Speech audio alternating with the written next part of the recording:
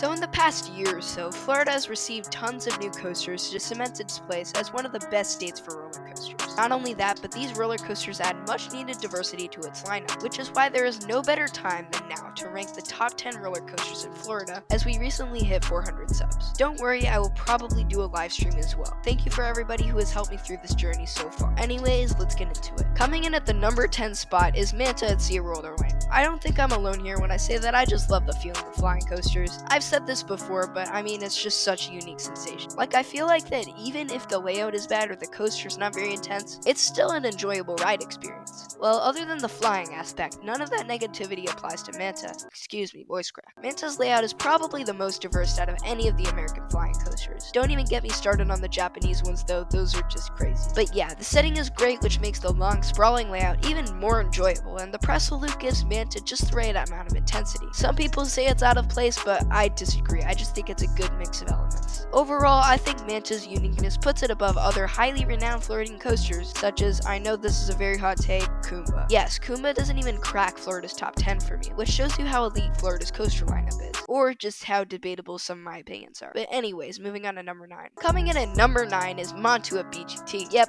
I know, trust me, I am well aware of how low this might be for some people, but just give me a moment to explain, okay? Montu has to be one of the most overrated coasters I've ever ridden. There's just no way Montu is the best American invert, and that is the general consensus. Out of the 6 inverts I've ridden, Montu is 4th place for me. Compare Montu to a monster like Alpengeist, and not even the Batwing and Engen Corkscrew, Montu's saving grace, comes anything close to Alpengeist Cobra Roll. I know I'm supposed to be comparing Montu to other Floridian coasters, but a big factor for me is the uniqueness of the coaster and how good it is compared to other coasters of the same kind. It might just sound like I'm slandering Montu at this point, but honestly, it's still very solid. Inverts are my favorite B&M model, other than Gigas obviously, so I really enjoy any invert. Like I kinda said way before, the Batwing and Engen Corkscrew are Montu's best elements, and they do not disappoint. I kinda just meant that Alpengeist Cobra Roll is way better than these elements, but that's a different discussion. Not to mention that Montu is a very long invert with a pretty interesting set. I just don't think it's all that like some people say. Coming in at number 8 is SheiKra, also at BGT. I've voiced this in the past, but SheiKra is my number 2 at BGT, which I'm well aware is another hot take. Most people say dive coasters are one-trick ponies, and that is mostly true, unless we are talking about SheiKra. Don't get me wrong, the first drop on SheiKra is still great, but the drop off the mid-course, damn, it hits hard every time. It is one of the best moments of Flowjector on any coaster I've ridden. Despite these two great elements, this is pretty much all SheiKra has to offer, and despite having two of my favorite airtime moments, I've come to realize that SheiKra isn't as good as I originally thought, which is why in the past few months, SheiKra has slipped from my number 5 to my number 8 in Florida. I still love it. Coming in at number 7 is Hulk at Islands of Adventure. I think this is my first normal ranking in this video, except maybe some people think Kumba deserves to go above Hulk, but you know, again, that's a different discussion. Sad thing about Hulk is that it could easily beat top 5, maybe even top 3 in Florida if it weren't for the terrible finale. I mean, this isn't slowed down, just look at how slow that is. Anyways, the first half of Hulk is just class. The upwards launch is just so intense despite not being the fastest launch ever. The 0G roll and Cobra rolls are some of the best out there. Even the vertical loops are very intense. All of this intensity coexists with the glass smooth experience of B&M. Then you reach the brakes. Yeah, everything I just said about the first half does not apply. Literally everything. Anyways, the first half is in fact enough to slot Hulk in at numero 7.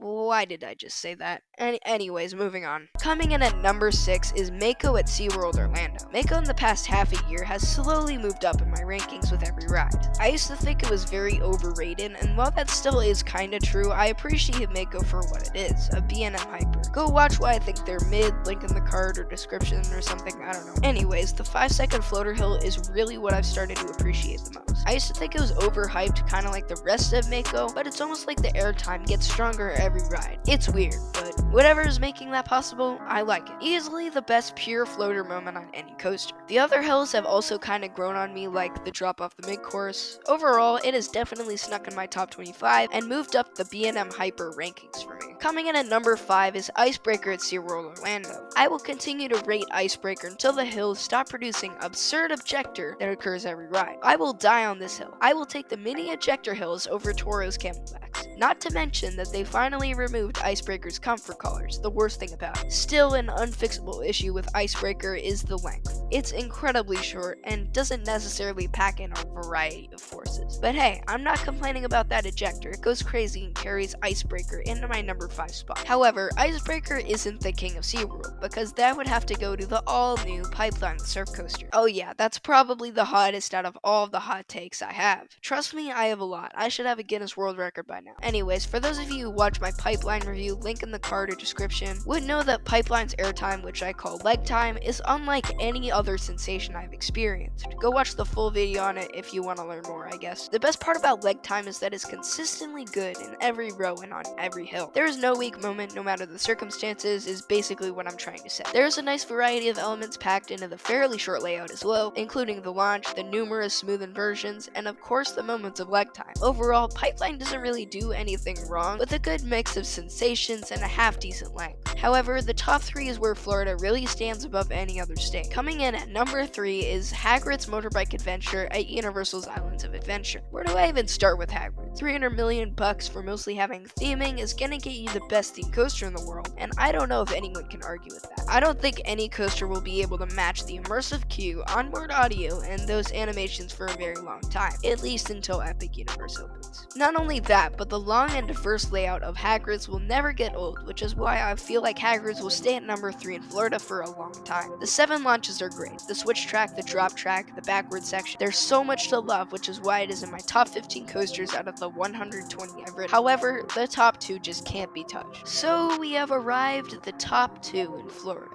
Okay, I don't know why I said it like that, but yeah. Anyways, these are my number 2 and 3 coasters, period. I actually did a coaster battle over a year ago if you want to see that, but it kind of spoils that. Just watch it after this video. Same thing with the card and description. My opinion stands as my number 2 coaster in Florida is Iron Gwazi at BGT. Iron Gwazi's ejectors, unmatched by any coaster I've ridden. The wave turn, the first drop, the finale, they're all top 5 airtime moments I've experienced. Couple that with lightning fast pacing for an underrated duration makes a very complete coaster. Nothing is really missing from Gwazi. You have inversions with the death roll install, loads of airtime as previously explained, intensity with pacing and high speeds, and the duration actually isn't a problem for me. I know that's another hot take, but you know, sue me. Well, it would be fully complete with theming, which is why number 1 goes to Velocicoaster at Universal's Islands of Adventure. Yeah, I bet you didn't see that one coming after I said Iron Gwazi. I know it's cliche, but Velocicoaster really is the full package. One of the best themed coasters I've ridden. Phenomenal layout, diversity of elements, pacing at least in the second half, near misses, launches, airtime, some of the best inversions out there. I'm rapping at this point. It really does have everything, which is why it ranks above an ejector monster like Iron Gwazi. It's right up there with Fury for my number 1 spot. Anyways, I hope you guys enjoyed that, and I will hopefully see you later.